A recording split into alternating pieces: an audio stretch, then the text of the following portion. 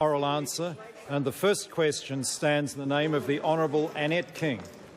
Mr Speaker, my question is to the Prime Minister. What is the agenda for the Jobs Summit next week? The Honourable Prime Minister. Mr Speaker, on behalf of the Prime Minister, the agenda is publicly available on the Beehive website, and I suggest the member look at it. She'll see a list of working groups and chairs, and I can advise the Minister much work is going on that agenda outside of the Beehive as we speak. The Honourable Annette King. Supplementary question, Mr Speaker. Why has he sanitised the agenda by excluding the R&D tax credit proposal when business, unions and Treasury are universally supportive of this important measure to grow the economy and jobs? The Honourable Bill English. Mr Speaker, the member may be interested to know that the agenda has actually been largely set by the chairman of the summit and the chairs of the different groups, unlike under the member when she was in government, where nothing could happen without agreement from the ninth floor. Supplementary. Nathan Guy. Mr Speaker, supplementary to the Prime Minister. Why is the Prime Minister holding a job summit? The Honourable Bill English.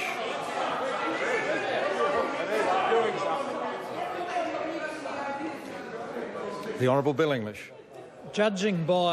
Mr Speaker, judging by the strong interest and the intensive work being put in by participants in the Jobs Summit, those people share the Prime Minister's judgment that we need an opportunity for people who are at the coalface of employment and don't usually have direct interaction with government to share their views on how to deal with rising unemployment and to provide advice to the government. The Honourable Annette King. Who else interested in attending the Jobs Summit was declined admission by him, apart for some political parties?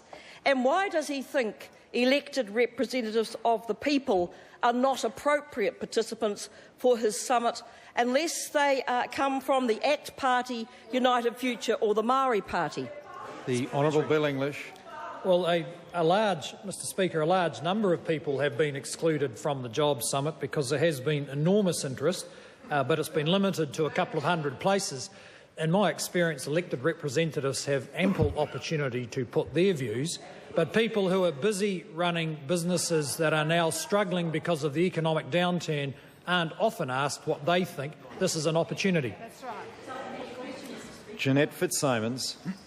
When the Prime Minister said to the House last week that his government doesn't distinguish between green-collar jobs and other jobs because all jobs are important, did he mean that he doesn't care whether the parts of the economy that grow are sustainable or not, and that he doesn't care whether Kiwis build weapons or wind turbines, whether they teach children or manufacture plastic Mickey Mouses?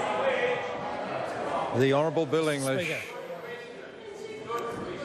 Of course, the Prime Minister cares about whether New Zealanders are using their time productively and in the public good. But I think the Prime Minister would say that now is not a time for high-level philosophical debates. It is a time for direct action that will preserve any job and help create any other job which may be available to a person who's become unemployed.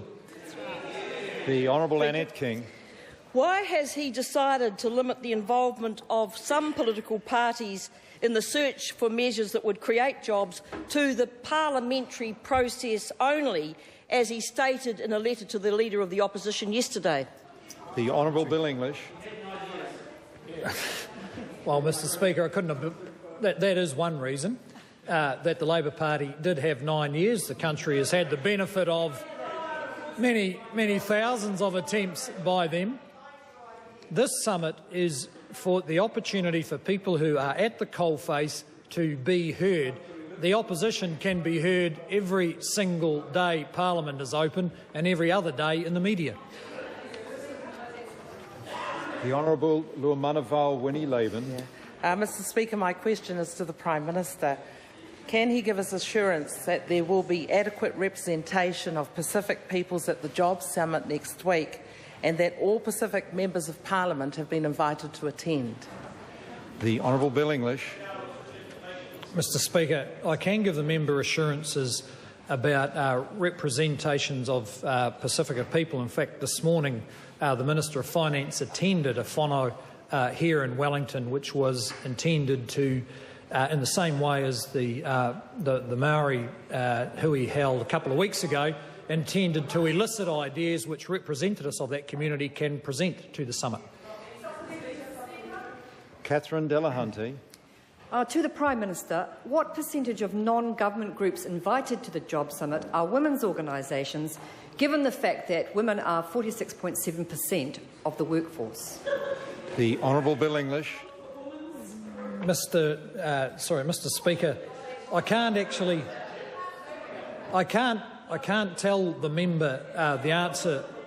I can't tell the member the answer to that question, but I would say this: on behalf of the Prime Minister, the summit is not intended to be representational of everybody. The focus of the summit is for people who are at the coalface, in workplaces which are struggling because of the economic downturn, to have their views heard, because they are a group who have little direct interaction with government. The Honourable Luamanaval Winnie Laban. Thank you, Mr Speaker. To the Prime Minister, can he assure the Pacific community that the Jobs Summit next week will be more than a talk fest and will provide real solutions with real outcomes that will keep Pacific workers employed during this economic recession? If so, how? The Honourable Bill English. Mr Speaker, well, the proof of the capacity of the Jobs Summit's ability to deliver real actions that make a real difference has yet to be seen. We haven't held the summit yet. But I can reassure that community that the government will do as much as it possibly can to preserve the jobs that are there and to create the opportunities, or help businesses create the opportunities, to replace any jobs that are lost. I don't believe the summit is going to find one simple answer, but I hope it will come up with a range of practical propositions.